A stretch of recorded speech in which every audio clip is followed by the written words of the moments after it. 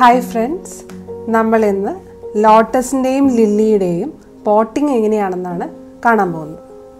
അപ്പോൾ അതിനു വേണ്ടിയിട്ട് നമുക്കൊരു ടബ് ബേസിക് ആയിട്ട് വേണം. ടബ് ഒരു 22 ഇഞ്ചസിന്റെ ടബാണ് നമ്മൾ ജനറലി യൂസ് ചെയ്യുന്നത്. പോട്ടിങ്ങിന് വേണ്ടിയിട്ട് നമുക്ക് ചാണകവും ബോൺ മീലുമാണ് ആവശ്യം. ഏകദേശം ഒരു 1/4 ഭാഗത്തോളം ചാണകവും ഒരു ഹാൻഡ്ഫുൾ, ഒരു കൈപ്പിടി നിറയെ എല്ലുപൊടിയുമാണ് ഞാനിവിടെ യൂസ് ചെയ്യുന്നത്.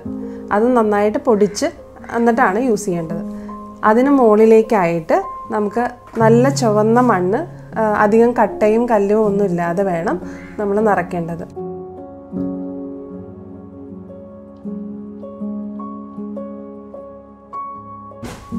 ചുവന്ന മണ്ണാണ് നമ്മൾ യൂസ് ചെയ്യേണ്ടതെന്ന് പറഞ്ഞു.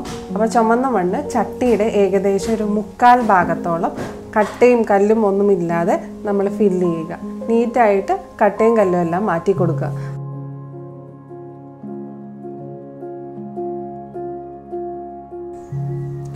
ഇനി അടുത്തതായി നമ്മൾ ചെയ്യണത് ഡോർമെൻ്റ് ആയി നിൽക്കുന്ന ഒരു ചെടിയുടെ ട്യൂബർ കളക്ട് ചെയ്യുക എന്നുള്ളതാണ്.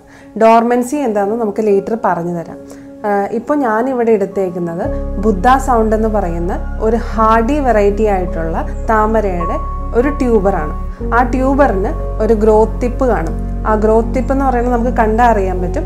ഗ്രോത്ത് ടിപ്പ് എപ്പോഴും മുന്നോട്ടും, ലീവ്സ് എപ്പോഴും മുകളിലേക്കുമായിട്ടുള്ള രീതിയിലാണ് നടാനായിട്ട്. പിന്നെ ഒട്ടും വെള്ളം കലങ്ങാതെ വേണം, ട്യൂബറിനെ ഒട്ടും എഫക്റ്റ് ചെയ്യാതെ വേണം വെള്ളം നിറയ്ക്കാനായിട്ട്. അപ്പം താമരയും ആമ്പലും ഇങ്ങനെ തന്നെയാണ് ഞാൻ നടാറ്.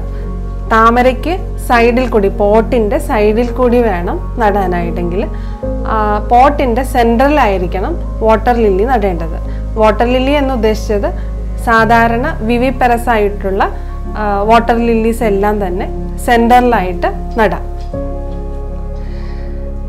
അപ്പോൾ നിങ്ങളുടെ ചെടികൾക്ക് എന്തെങ്കിലും ക്ഷീണമോ അല്ലെങ്കിൽ പൂക്കാതിരിക്കുകയോ മറ്റോ ചെയ്യുകയാണെങ്കിൽ ഏറ്റവും നല്ല ടിപ്പ് എന്ന് പറയുന്നത് 15 ഡേയ്സ് കൂടുമ്പോൾ ഡാപ്പ് അല്ലെങ്കിൽ NPK ഏകദേശം ഒരു 5 ഗ്രാം എടുത്തിട്ട് പേപ്പറിൽ പൊതിഞ്ഞിട്ട് ടബിൻ്റെ സെൻറ്റർ പോർഷനിലേക്ക് ഒന്ന് ഇറക്കി വെക്കുക.